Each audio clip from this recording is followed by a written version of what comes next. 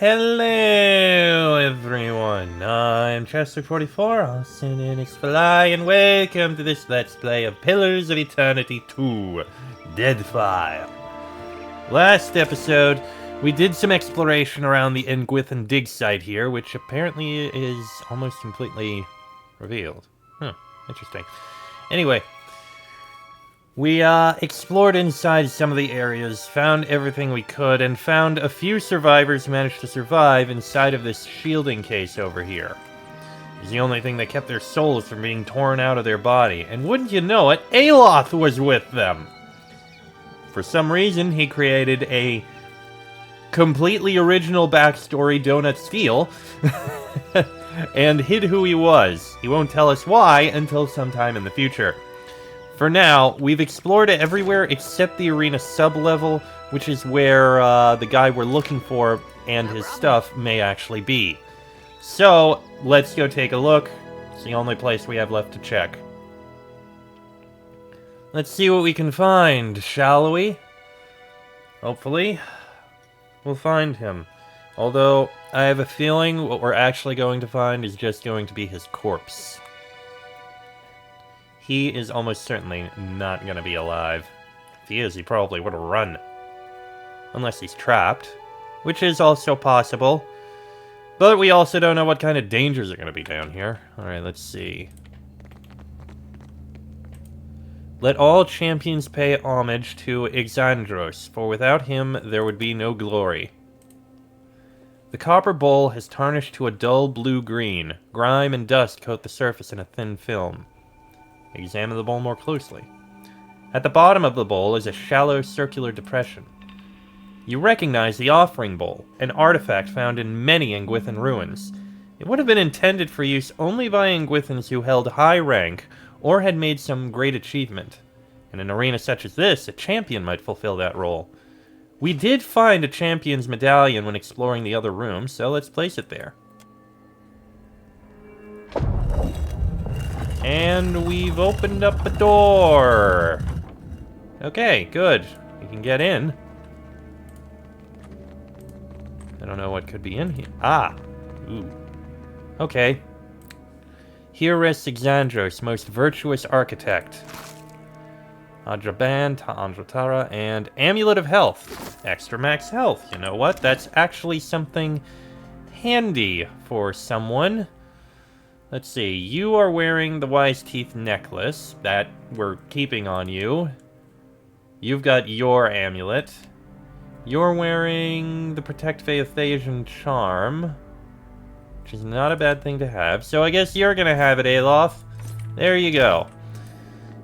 We might move it on to someone who is more on the front lines at some point in the future, but for now, this will do. Poor fools. They were unprepared for this. Who would be prepared for it, in all honesty? Ah, good, crowbar. Always good to have a crowbar.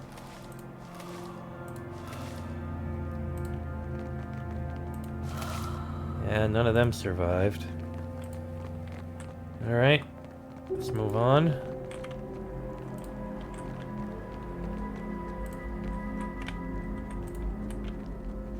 Big room here. All that remains of this inscription is Raka the Fortunate. The stone around it is worn smooth. Part of the statue near the legs has been forcibly removed. Praise to bold-hearted Avarix, master of the blade. In memory of Sama, beloved sister, I gift this statue.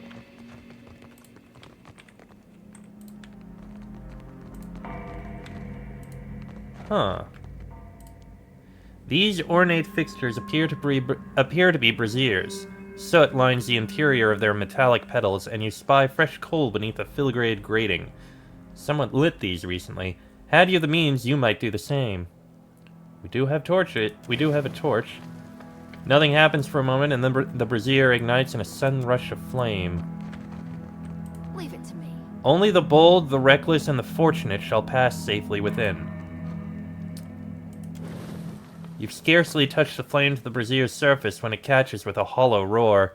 The flame jets downward, moving into a narrow channel connecting both braziers. Oh!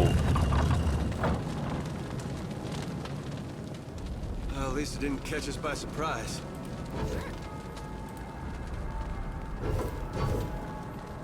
Okay, looks like we need to find a, some kind of code in order to let us in. And we have imps. And gunpowder barrels, but we don't have any way to set them off, so... let's just kill them all.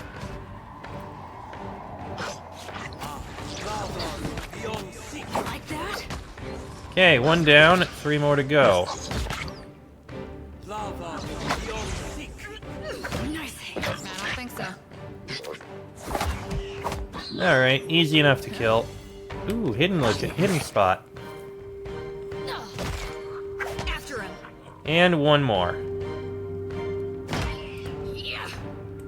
Sure. Yeah. Get around, smack him, and there we go. Oh, hi! Where did you come from? I don't know, but now you're dead.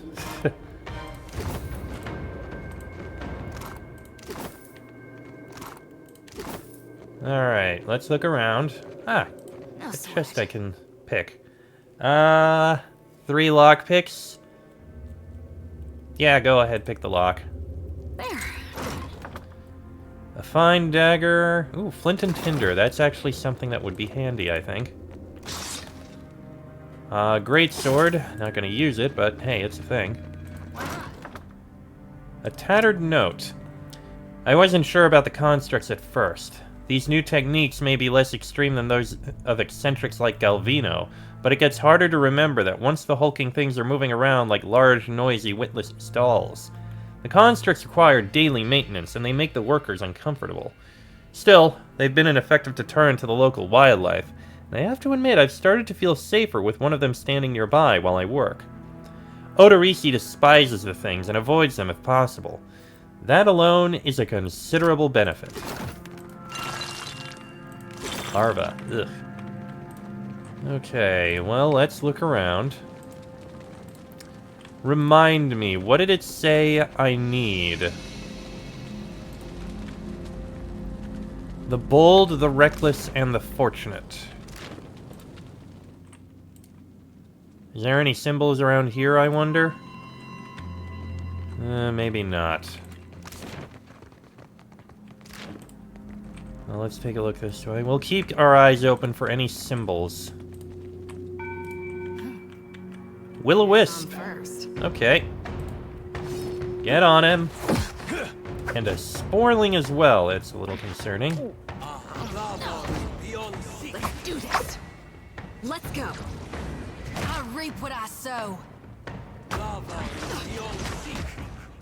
You know what? At least you're doing some damage to that will-o-wisp, who hasn't reached you yet. There goes Sporling, and now the last will-o-wisp.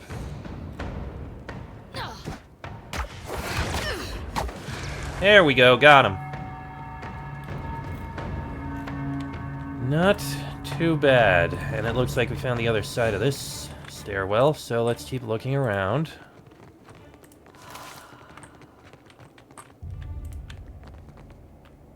Leave it to me.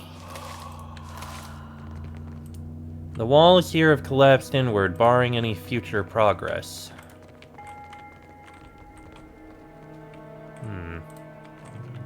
The season harvest is here. Another will-o-wisp. Better than that. Take this. There we go. You're down. One too hard.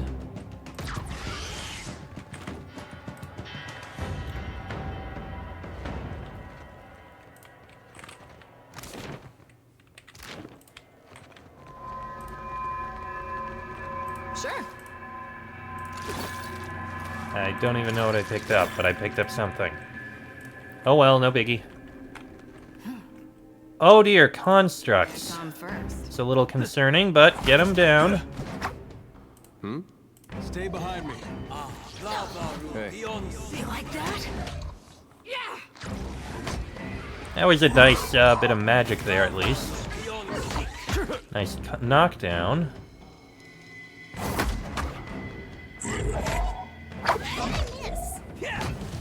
Down goes that one. Next. Hey, Yoshi. Got that one down, and now for the worm.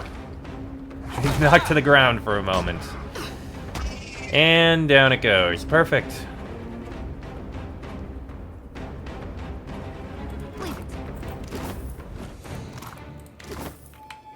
Sure.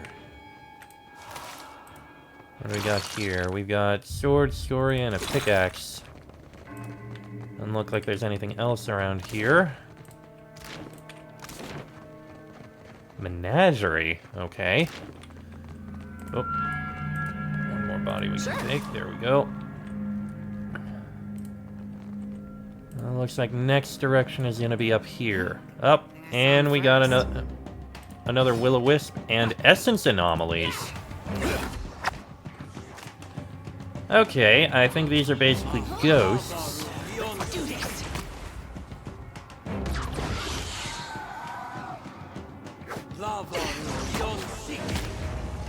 Come on. Is it? Oh, constant recovery. Because mage. Yeah, that makes sense. And now the will-o-wisp. There we go. Very nice. Why not?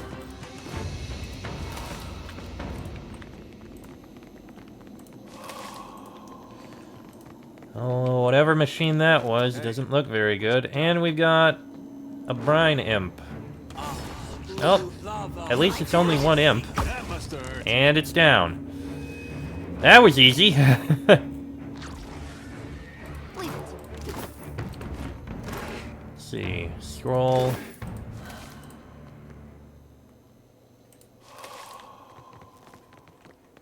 Doesn't look like many other people were around here. Couple torches, which is nice. Medical supplies, hardtack, and rum.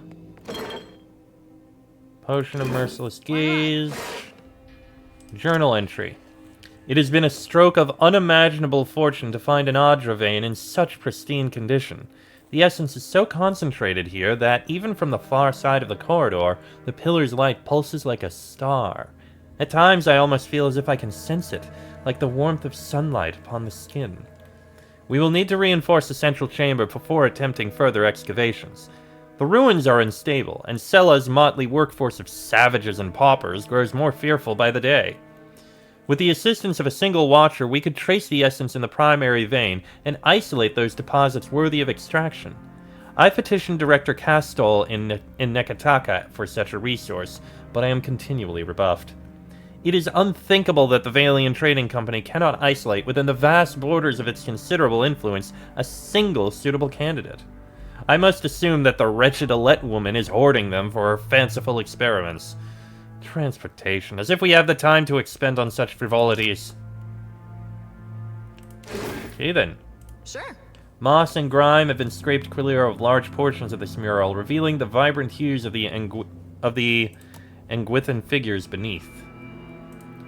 And Doro the Reckless defeated 7 beasts bare-handed. Wait a minute! Aha! Doro the Reckless has that symbol. Okay, I think I understand. Hold on. We're going back to here.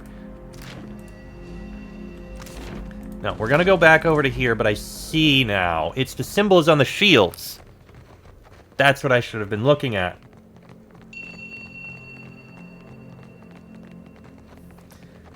That's how we solve this. The Reckless was like 3 upwards towers, in a way. This one. So, this is the Reckless. The Bold and the Fortunate. So, they must be over here.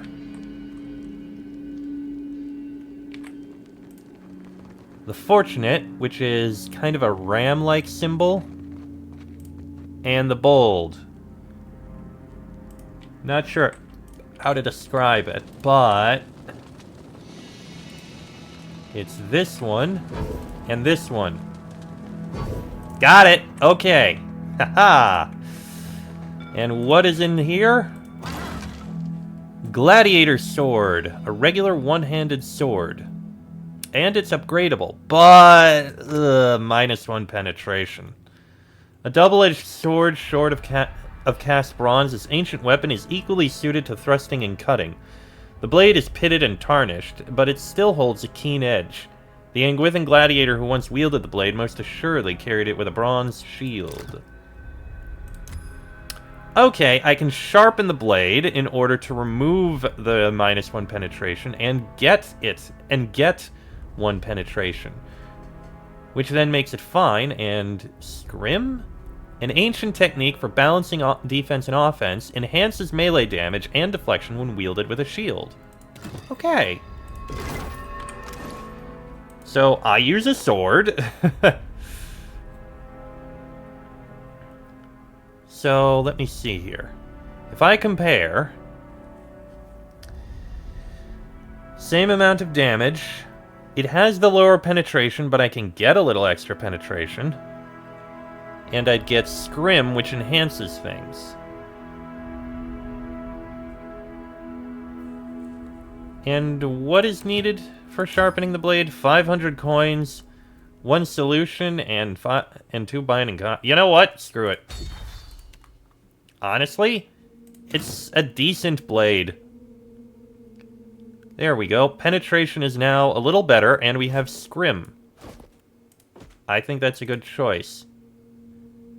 You use a saber, so you're going to hold on to that.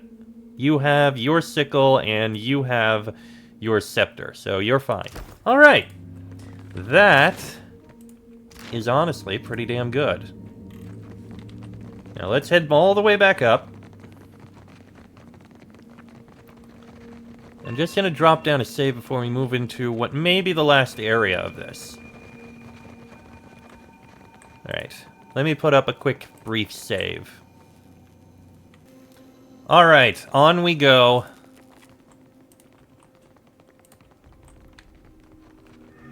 I think we found the last spot. Well, I don't think he survived. Sure. Frozen mid-stride, this grim figure is turned toward the colossal pillar of Adra that dominates the chamber. The ashen corpse's outstretched hand rests upon the crystal's dulled surface. Clutched tightly in the remnants of a fist is a bundle of papers bound together by a leather cord. Several more pages are scattered on the ground at your feet.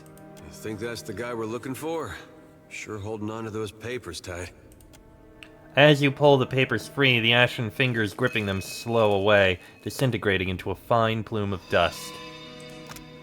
Odorisi's notes, acquired from his corpse, are a dense collection of jargon and diagrams. They allude to mechanical and chemical processes used to treat Adra while it is refined into powder. These notes would doubtless be of interest to those working directly with luminous Adra. Standing here by the lone figure, you are struck with a feeling of dread. The air around you, the very motes of ash and dust, all of it is stagnant and still. The feeling grows worse when you look up at the Adra and sense no energy flowing into its surface. It is as though it has been disconnected from the wheel.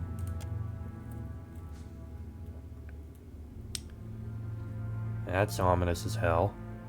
You place your hand against the pillar of luminous Adra. A dim, warm light emanates from the surface, but it feels cool to the touch.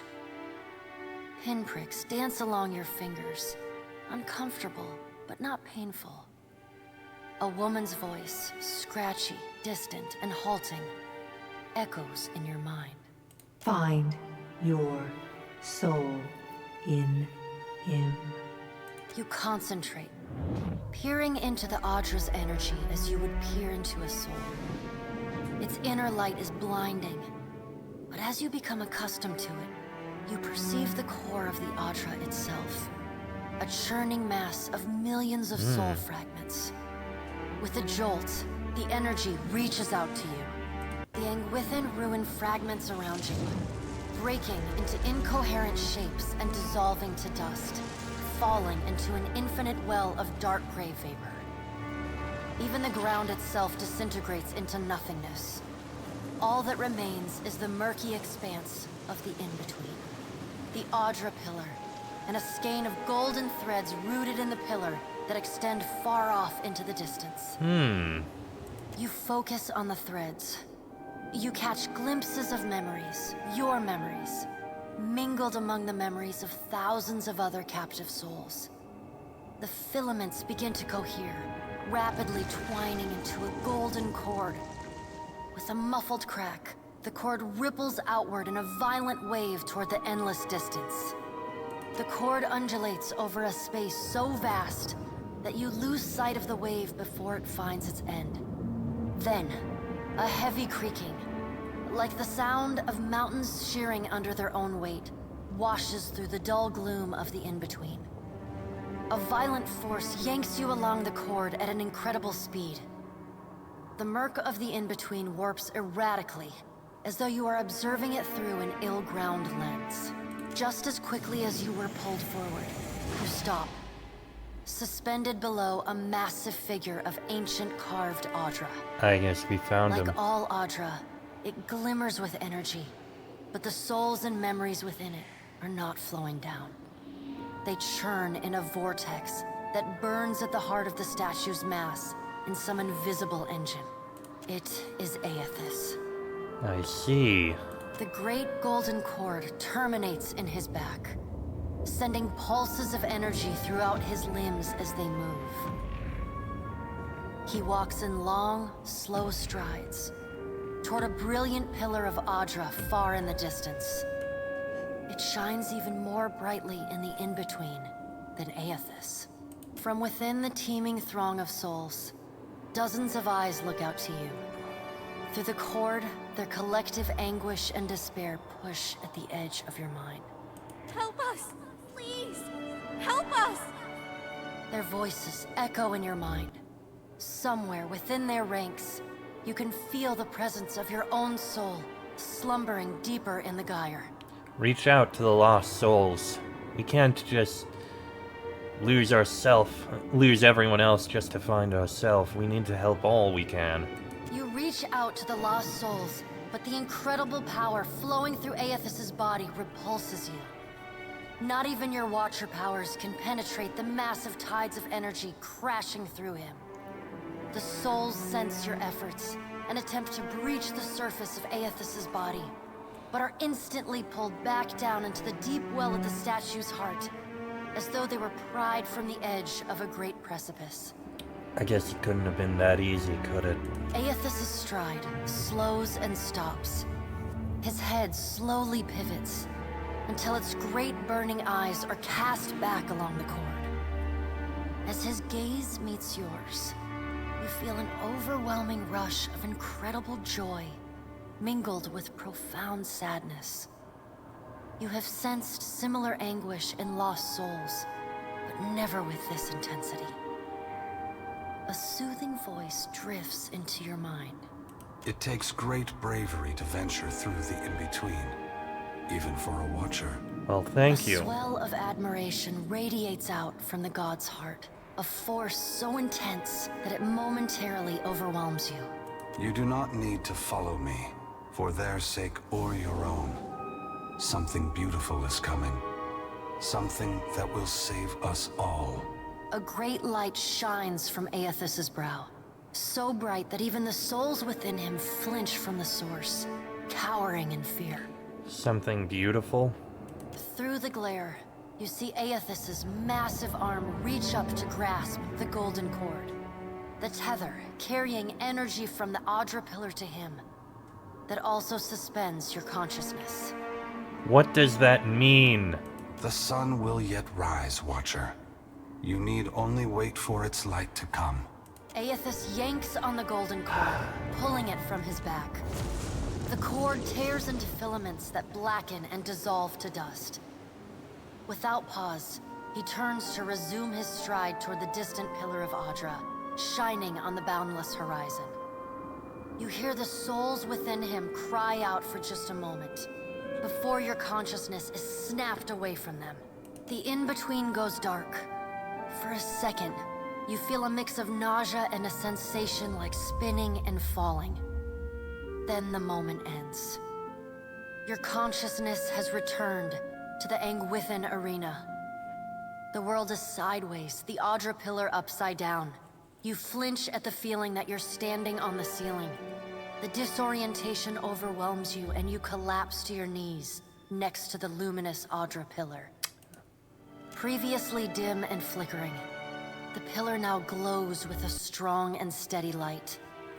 You touch the Audra again, but the chill and prickling sensations you felt before are gone, replaced with a comforting warmth, like the embers of a fire that has just lost its flame. As you return to the world, you feel a hand on your back. You alright? Come on, we just got you back. Despite his tone, you can see genuine concern in Adair's eyes. Yeah, I'm fine. Yeah, I heard you say that before. Had something to do with a 2,000-year-old lunatic talking to you in your dreams. Gee, thanks. I've seen you commune with souls of the dead, but this looked altogether different. What happened? His gaze flickers to the brightly glowing Audra. Thousands of souls were trapped within Aethys. I was powerless to help them. I don't believe the god of rebirth wishes souls to suffer. If he's harvesting them, he's got a plan. What did Gon say? Is he gonna meet us? What do we do next? He charged you with a divine calling, didn't he? Just like he's done for me. Aloth nods, a quiet smile etched on his lips. He was headed toward another pillar of luminous Audra. How hard can it be to find in a chain of thousands of islands? Yeah. I wonder what he's after, and why he's been giving me these dreams. The things I've seen, they leave a mark on your soul. She rubs her arms despite the balmy air. I may not know what Gon's got planned for me, but clearly he wanted me to meet you. I'm not gonna read every single one of these bits where someone else says they approve or disapprove of things. It gets a little, repetitive after a while. Leave it to me. And that's all we have. Alright, well, I think I'm going to have to end this episode here, because, yeah, this episode's gone on long enough, but we, I mean, we did something.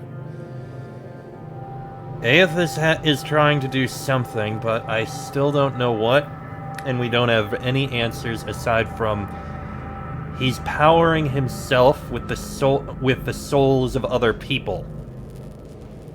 That's all we got. Beyond that, he's planning to do something, but I don't know what. Either way, we'll figure that out in the next episode. Well, maybe not the next episode, but next episode we have to go back to town. Till then, I am Chester44, also known as Fly. That is Laniara, Adair, Joti, and Aloth. This has been a Let's Play of Pillars of Eternity 2, Deadfire, and I shall see you all next time.